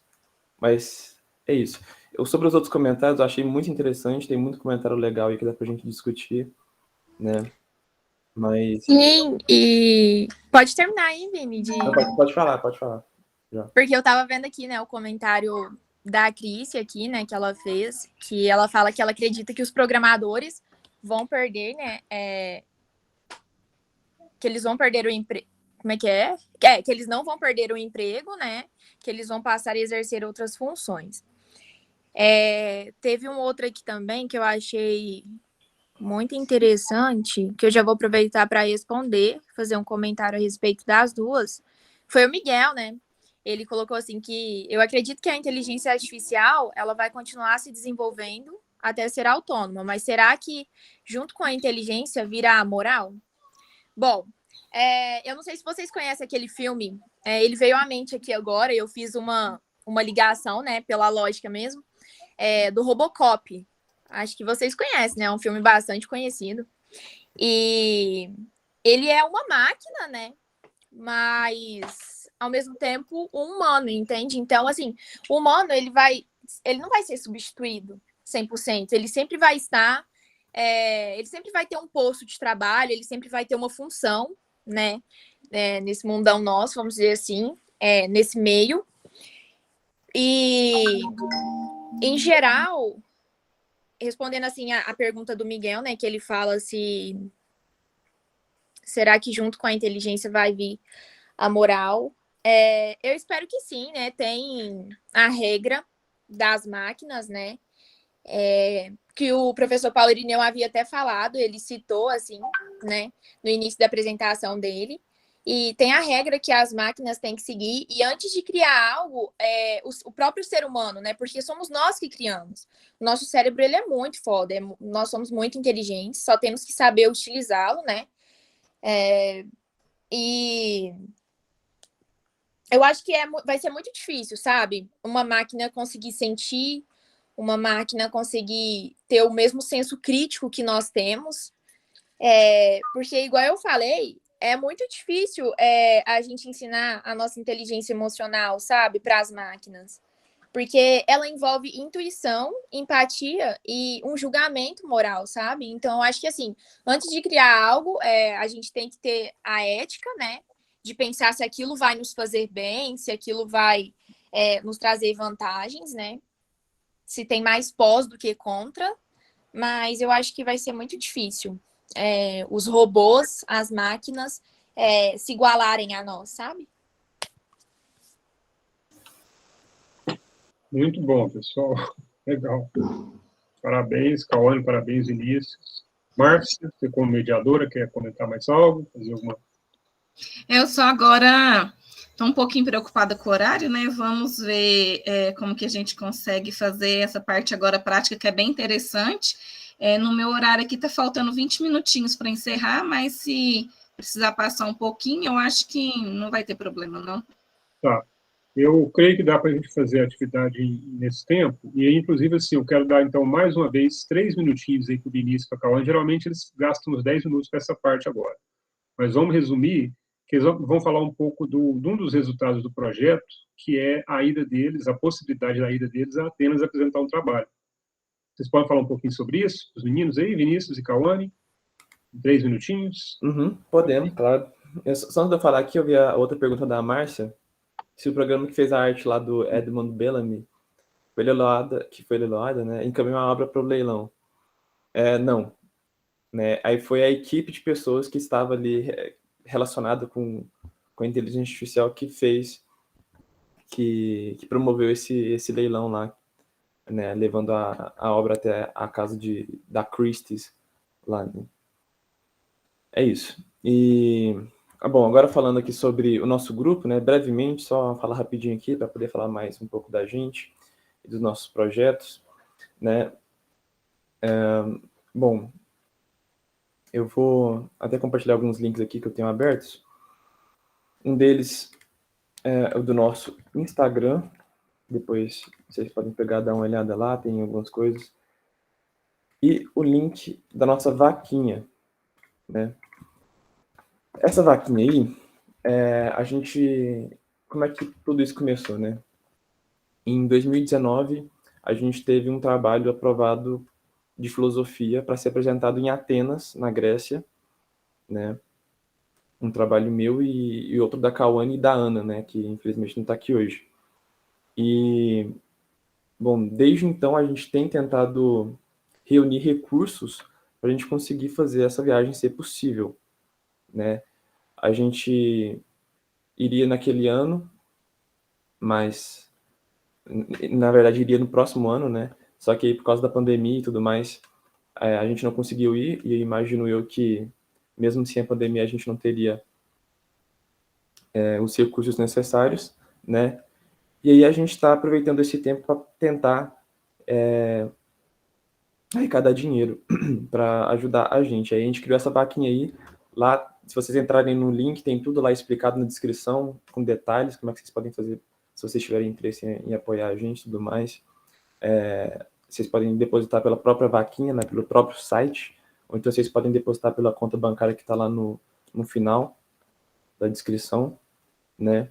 E é isso aí. Sobre o nosso Instagram, a gente divulga todas as nossas atividades que a gente faz lá. Então, a gente faz live, a gente faz alguns posts, né, os stories lá, tudo mais. Tudo que a gente faz, a gente posta lá no Instagram. Então, assim, se você tem interesse no assunto e tudo mais, eu acho que vale a pena você entrar lá, dar uma olhada e talvez seguir a gente, né? Inclusive, o link dos nossos outros eventos, né, que a gente fez, que o Pirineu falou no início da apresentação, lá da Stranger Things, do documentário. Mágico de Oz. Isso, todos que a gente fez tá lá no link que tá na bio, né? Tem lá todos os links que a gente... Todas as nossas lives estão lá, né? E acho que é isso. Eu esqueci de alguma coisa, Cauane? Não, é isso. Fiquem à vontade para irem lá visitar o nosso perfil. Nós ficaremos muito felizes em tê-los conosco, né? Mais uma vez. E qualquer dúvida, fiquem à vontade para nos perguntar por lá. E compartilhem com os familiares, compartilhem com os amigos de vocês, que vocês sabem que gostam, sabe, desse assunto. E é isso, gente. Muito obrigada. É isso aí. Obrigado aí pelo tempo. Parabéns, Cauane, parabéns, Vinícius. Beleza? Márcia, podemos então agora complementar? Quanto nós temos de tempo aí ainda?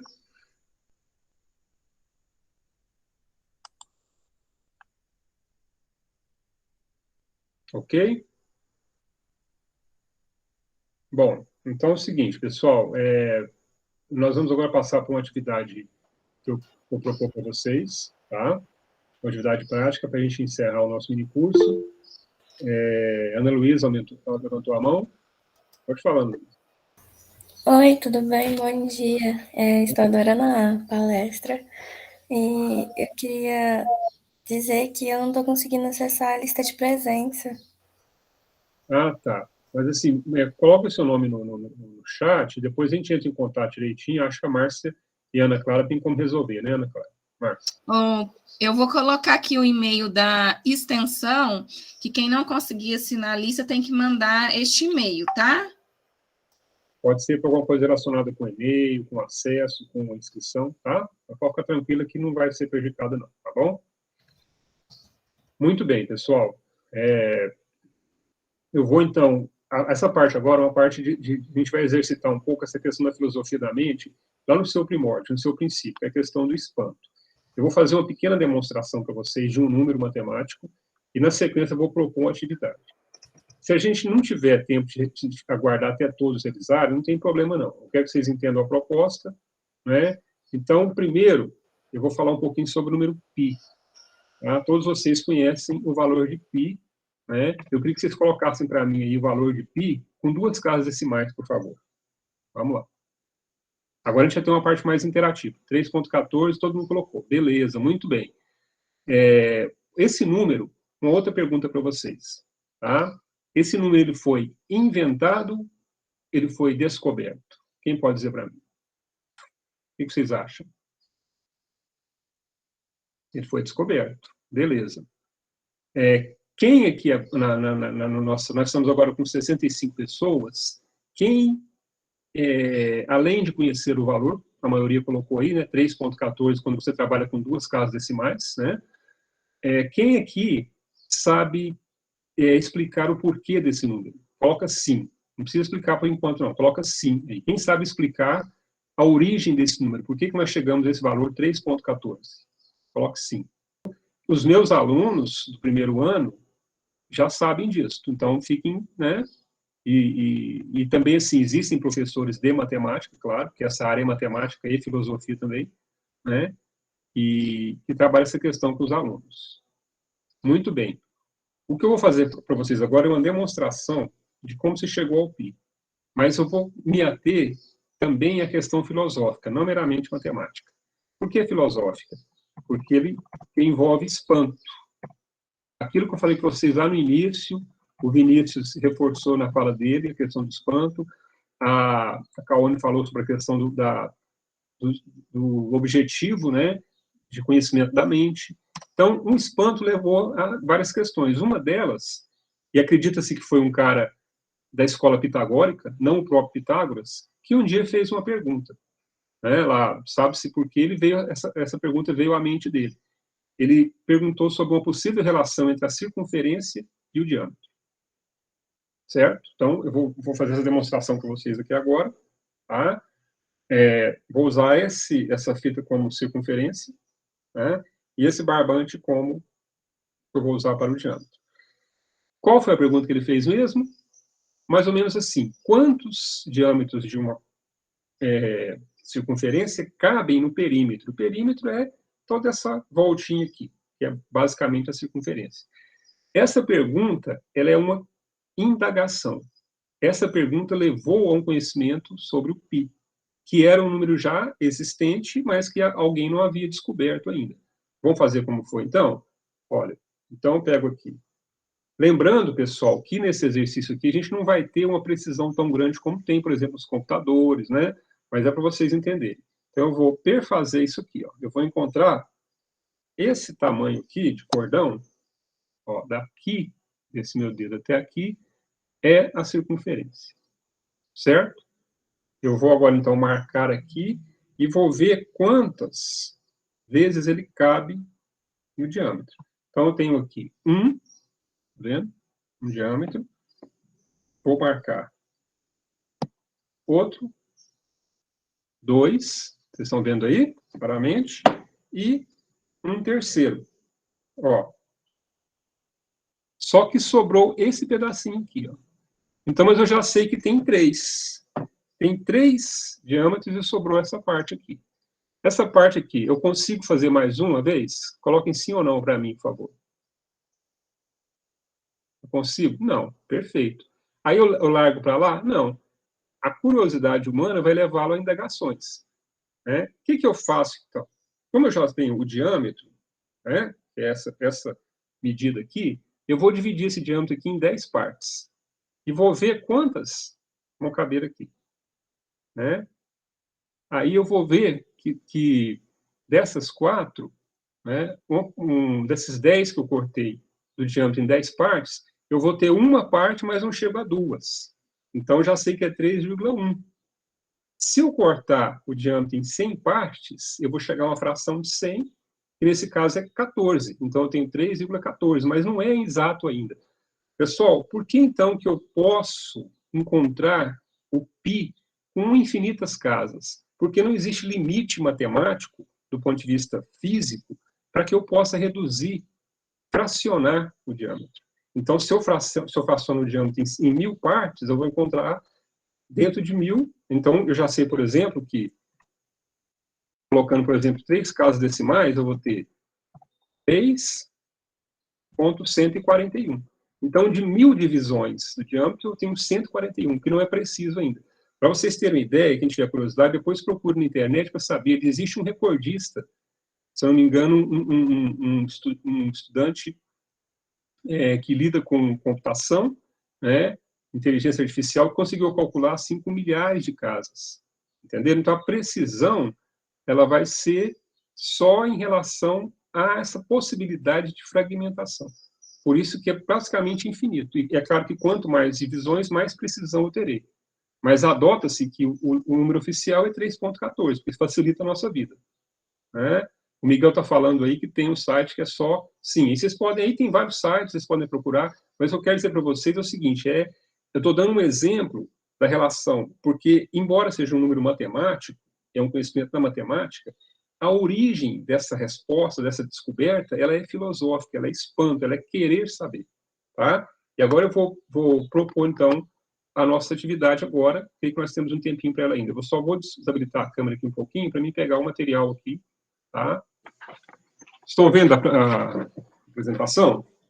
Sim ou não? Responda para mim no microfone. Sim, professor, nós estamos vendo. Beleza. Qual que é o nosso exercício? Vai ser o seguinte, muito simples. Exercitar a mente nessa ideia de espanto, inteligência artificial, pensando como se fosse máquina, né? A gente vai fazer um esforço agora para deixar de lado um pouquinho a nossa humanidade. Vamos pensar que você é um autômato, que você é um robô, tipo do Blade Runner, né? Um androide. E você recebeu um desafio de criar uma medida nova, tá? Existem padrões de medidas. Por exemplo, quando você... E esses padrões de medida são guardados assim a 7 chaves. Por exemplo, o quilo padrão, vocês sabem que o quilo padrão ele é guardado de forma hermética, né? Porque todo material ele se decompõe com o tempo, né? Ele corrói, ele perde partículas, ele perde propriedades, né? Então, o quilo... Depois, outra coisa que, assim, infelizmente a gente tem pouco tempo, mas fica essas dicas para vocês procurarem. Depois procure informações sobre o quilo padrão, por exemplo, né? Que é uma medida que nós usamos muito, o quilograma. Se esse quilograma padrão ficar exposto ao tempo, com o tempo ele não vai pesar mais 1 quilo. Concorda comigo? Né? O desafio para vocês agora é vocês inventarem uma medida, criarem uma medida. Muito simples. Peguem a folha de papel que eu falei para vocês, a régua e o lápis, e vocês vão desenhar um triângulo retângulo nele, certo? E nós vamos usar para esse exercício o Teorema de Pitágoras. Para quem não se lembra das aulinhas de matemática, nós temos a seguinte proposição, que sempre vai ser um triângulo retângulo, que quer dizer o seguinte, que um desses ângulos tem 90 graus e que você tem 3 lados, 2 catetos e uma hipotenusa, sendo que a soma dos quadrados dos catetos é igual ao quadrado da hipotenusa, né? Quem tiver com dúvida, está aí na tela, tem todas as observações. Vocês vão marcar nessa folha de papel um triângulo retângulo do tamanho que vocês quiserem. Lembrando que o limite aí vai ser o da folha, né? Então, ou seja, o cateto menor, ele vai ser o que forma aí um ângulo de 90 graus com a parte de baixo da folha, e dentro disso vocês têm os limites aí. Mas vocês não vão usar a régua nesse caso para medida, vocês vão inventar uma medida, tá? Pode ser a medida que você quiser, pode dar o seu nome para ela. Eu vou dar um exemplo do que eu fiz aqui, eu usei feijões. Aqui, ó. Tá? Feijões. Vocês vão usar o que vocês quiserem aí. Tudo bem? Aí depois que você estiver pronto, você vai transformar essa sua medida em centímetros, por isso a régua. Vamos lá? Então, primeiro desenhe, pegue um objeto qualquer que vocês tiverem aí, sugestão, sei lá, uma tampinha de caneta, um clips, um palito de fósforo. Façam isso, essa é a atividade nossa. Tá? Você é como se eu fosse um programador, né? E você fosse uma máquina que recebesse a instrução de criar uma medida nova. Vamos lá? Márcia, nós temos quanto tempo aí, por favor? 4 minutinhos. Tá, vamos lá. Se a gente conseguir que pelo menos algumas 3, 4 pessoas concluam para a gente ter o resultado, beleza. Se não, né? E não é obrigatório fazer, tá? É uma proposta, né? E eu vejo assim que caso as pessoas tenham os compromissos, né? A gente também já passou um pouquinho do horário, então mais uma vez eu agradeço a presença de todos, tá? Agradeço a Ana Clara pela organização, né? A Márcia pela mediação, a presença de todos que estão aqui. Se eu esquecer o nome de alguém, eu peço que me perdoem, porque assim eu não consigo ver tudo aqui, mas a professora Cris, a professora Márcia, todos os estudantes que estão presentes, a participação da Cauane, do Vinícius. E aí, enquanto o pessoal está fazendo, Márcio, se você quiser falar alguma coisa, dar algum recado, né, nesse tempinho que nós temos, eu quero saber se todos entenderam a tarefa, se tem alguma dúvida. Quem está a fim de fazer. Vamos lá? Ficou bem entendido? Vou mostrar mais uma vez o meu exemplo aqui. Eu tracei esse triângulo, né? Vocês podem ver que aqui tem o cateto menor, cateto maior, aqui é a hipotenusa, e eu usei a medida de feijões. Tá? Eu só queria dizer a todos os participantes que o certificado vai estar disponível para vocês em até 45 dias. Então, em todas as atividades que vocês se inscreveram para esse evento da Semana Nacional, encerra amanhã, sexta-feira, então participem de todos que vocês se inscreveram, porque é através dessa participação que vocês também terão o certificado. Muito bem, Márcia, obrigado. E aí, pessoal, alguém está fazendo? Conseguiu fazer? Quer falar para nós aí? Pode abrir o microfone e falar. Se tiver alguma dificuldade também, alguma dúvida. Quiserem perguntar também aqui no chat. Ok, Augusto, se você quiser falar um pouquinho de como você está fazendo, qual que você escolheu a medida? Já escolheu?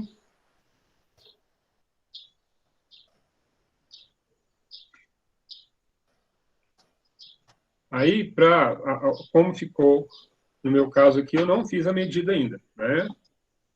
Mas eu vou fazer agora para vocês entenderem. Então, ó, nessa linha aqui, tem 9 feijões. Nessa aqui, são 3, 6, 9, 12, 15, 16. O que nós temos que fazer agora? A gente tem que elevar esse valor ao quadrado, porque vocês vão imaginar aqui, ó, o que é o teorema de Pitágoras? Essa área aqui vai dar um quadrado aqui, que é justamente esse cateto menor ao quadrado. Embaixo do cateto maior, eu vou ter também um quadrado aqui, ó, imaginário, que é a área dele. Essa área, somada a essa área, ela tem que ser igual a essa área que forma um quadrado, no qual a hipotenusa é um dos lados. Entenderam? Então, como se você tivesse 3 quadrados aqui, ó. Um quadrado cujo um lado é o cateto menor. Aqui um quadrado cujo lado é o cateto maior. E aqui um quadrado cujo lado é a hipotenusa. A soma da área deste quadrado, vocês vão imaginar agora, mais a soma da área desse quadrado vai ser igual a esse quadrado formado pela hipotenusa. Né? Essa é, então, a explicação matemática e filosófica, né, a partir do uso do Teorema de Pitágoras. E aí a nossa tarefa é não usar a medida convencional. Né? Você usar uma outra medida para fazer esse trabalho de abstração. Sair um pouco do convencional. E a gente está... O que essa atividade ela faz? Para a gente explicar, deixar bem claro isso. O que a gente faz é reproduzir a mente desses caras lá no início que buscaram essa primeira resposta. Entenderam? Porque hoje a gente pega as coisas meio prontas, né? A gente pega o valor do π pronto. Se o professor fala assim, olha, eu quero que vocês calculem 3 vezes π. Você não vai calcular o π. Você pega o valor de π pronto e ele fala, ó, com 2 casas decimais. Então, eu já sei que eu vou multiplicar 3 vezes 3,14. Então, eu não preciso calcular o π. Mas alguém fez isso. Da mesma forma, o Teorema de Pitágoras. Então, o que nós estamos fazendo agora? Nós estamos fazendo assim, voltando no tempo e exercitando a nossa mente como se nós fôssemos aqueles caras que encontraram essas primeiras respostas. Por quê? Porque são essas instruções que nós vamos passar para as máquinas, para a inteligência que nós chamamos artificial, ou aumentada, a partir da explicação que a Cauane deu para nós também, para que a gente possa instruir essas máquinas para que elas pensem. E o grande desafio é, se algum dia elas vão conseguir pensar uma coisa que o ser humano nunca pensou. Né? Quando eu falo assim, nunca pensou, no sentido originário, porque tudo que nós temos até agora, as máquinas se parecem conosco. Então, se nós temos medo das máquinas, é porque, de certa forma, nós temos medo de nós mesmos também. Né? E nós acabamos reproduzindo esse medo pelas máquinas que são criações nossas. Mas a grande questão é essa, né? As instruções que são dadas e o que essas máquinas podem fazer a partir dessas instruções e o que tem feito. Muito bem? Ok, pessoal. Alguém quer falar, comentar? Alguém conseguiu fazer a atividade com o tempo que nós temos? Professor, Fala, Cauane.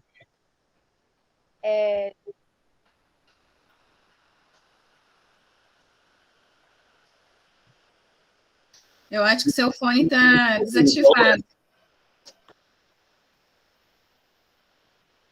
agora tá, Sim. tá? Beleza. Eu quero agradecer o senhor, agradecer todo mundo que esteve aqui conosco. Assim como o pessoal comentou no chat, eu vi agradecimentos, os comentários, e foi maravilhoso. Quero agradecer a todo mundo pela atenção, pelo carinho, e ansiosa pela próxima vez. Ok, muito bem. As colegas Crícia, Márcia, Maria, querem falar alguma coisa, algum comentário? Eu gostei bastante, Paulo. Eu até depois queria ver com você se não seria possível você ofertar para a gente no ensino médio esse curso, né, de filosofia da mente como um CP, que a gente tem as unidades curriculares politécnicas aqui no nosso Nossa, legal, muito bom. Vamos se a gente pudesse fazer uma parceria, né, do grupo de vocês com os professores da computação, acho que seria muito bom, porque eu vi que tem muito conteúdo, né? Vocês deram um panorama aí, mas ainda tem muita coisa que daria para aprofundar, é muito interessante. Legal. Agradeço a oportunidade, assim, de você ofertado, né, tanto você quanto o pessoal do seu grupo. Está sendo uma oportunidade muito boa para todo mundo que está aqui. Legal, viu? Muito obrigado, vai dar certo sim. Vamos conversar então sobre isso. Tá? O Vinícius levantou a mão, Márcia, mas antes a Márcia Maria quer falar alguma coisa? Primeiro eu queria parabenizar, né, vocês, Paulo, Vinícius, Cauane, pelo minicurso, né, aqui pela palestra.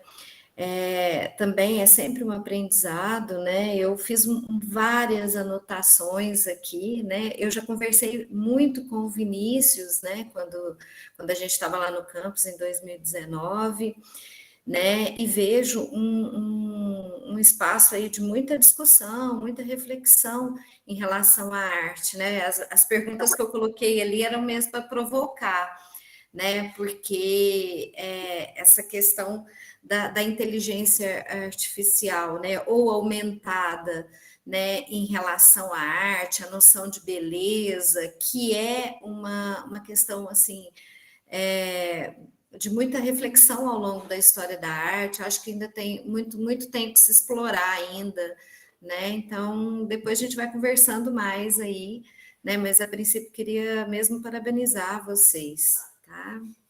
E falar que a gente tem muita discussão para fazer aí pela frente. Muito abraço. Obrigado. Legal, pessoal. Muito bom. Vinícius, depois, se mais alguém que está presente, pessoal, quiser abrir, a gente poder finalizar já, fica aberto. Né?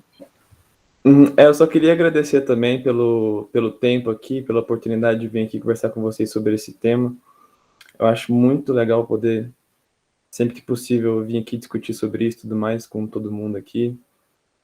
E até uma próxima, né? Para a gente continuar o que a gente começou aqui e dar continuidade à discussão. Né? Então, é isso, gente. Valeu pelo tempo. E, Márcia, nós precisamos conversar mesmo. Faz muito tempo que nós não conversamos, muito tempo que nós não se vê e tal. Nossa. Isso mesmo. E eu tenho que te agradecer. Muita parte do que eu falei aqui, das minhas pesquisas, né? Você falou, né? A gente sempre estava conversando lá na escola e tudo mais, né? Então, eu devo muito a você. Então, obrigado, Márcia. Depois a gente vai conversar. Vamos sim. Eu agradeço, e essa colaboração é importante, que é o que torna o grupo, né? Assim, multidisciplinar mesmo, né, Márcia? Muito legal, viu? Muito bom mesmo. Uhum. Bom, antes de encerrar, então, passar a palavra para a Márcia para encerrar, né? A Luísa que fez o trabalho, legal. Eu vou deixar meu e-mail, uma questão de tempo, né, Márcia? A gente já não tem mais tempo, eu vou deixar meu e-mail aqui. Se alguém quiser fotografar a atividade, mandar para mim, tá? Viu, Luiz? Aí tirou uma fotografia do trabalho aí da proposta, né, da folha sulfite com a medida e manda para mim. O e-mail está aí, tá? E a gente dá um feedback depois também para vocês. Então, muito obrigado, eu finalizo minha fala, agradeço a todos. Ó, a Luísa está dizendo que utilizou as pontas do palito de picolé, legal. Então, você criou a medida pontas do palito de picolé, beleza? Muito bom. Então, se não tiver mais nenhum participante a usar da fala agora, eu vou encerrar, né, o mini curso. Eu, assim, enquanto pedagoga, eu gosto de estar ampliando, assim, o meu conhecimento em outras áreas, aprendi muito hoje, né, a questão da filosofia da mente, inteligência artificial, aumentada, e eu, assim, considero que esse mini curso de hoje, para quem está mais iniciante também, foi uma semente plantada, né, e a gente precisa, assim, estar ampliando, promovendo mais eventos, assim, momentos, para a gente estar aprofundando, mas eu acho que nada melhor do que participar do grupo de estudos, né, do professor Paulo Irineu. Eu acho que esse grupo é muito importante para os estudantes, até para a gente profissionais, que esses cursos que acontecem com data prevista, horário, tem uma continuidade muito boa, né, um progresso muito significativo. E também eu torço para que logo os estudantes desse projeto que foram contemplados para esse evento no exterior consiga estar participando, porque acho que eles estão, assim, ansiosos por esse momento, porque a pandemia não deixou, né, estar realizando essa viagem, mas logo, logo vai dar certo. E eu gostaria de agradecer, e, assim, continue participando desse evento que é a Semana Nacional de Ciência e Tecnologia, que é um evento muito grandioso para a instituição, e agradecer os professores, a Márcia, o Paulo Irineu, de estarem, assim, participando, oferecendo momentos aí com os estudantes neste evento. Muito obrigada, e tenham a todos um bom dia. Tchau, gente. Valeu. Muito obrigado. Abraço a todos e todas.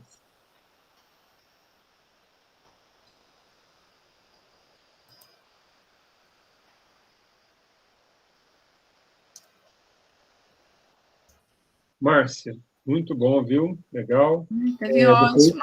Assim que se você tiver com a gravação, disponibiliza para nós, tá? Tá bom, eu vou ver com a Ana Clara, porque acho que foi ela que autorizou a gravação, né? Ela falou que só eu desligar aqui, desligar a reunião de hoje, já encerra automaticamente a gravação. Mas eu vou pedir para ela estar enviando, que eu acho que é importante a gente ter esse arquivo, né? Muito e compartilhar também. Legal, legal. E aí, Paulo, eu fiquei imaginando assim, o que é que o Paulo está mexendo com pi? O que é que ele está fazendo esses desenhos geométricos? A gente acha que filosofia não tem nada a ver com isso, né? Exatamente. Vai interligando as áreas, né? E o Luiz Otávio está perguntando, Luiz, a gente vai, assim que a gente tiver a gravação, a gente vai disponibilizar, tá? A gente avisa para todo mundo. Beleza. Ana Luísa também perguntou, né? Ok. Eu acho que todos conseguiram assinar a lista. Aqueles que não conseguiram, eu coloquei o e-mail aí por várias vezes, o e-mail da extensão, que vocês devem estar informando que não conseguiram assinar.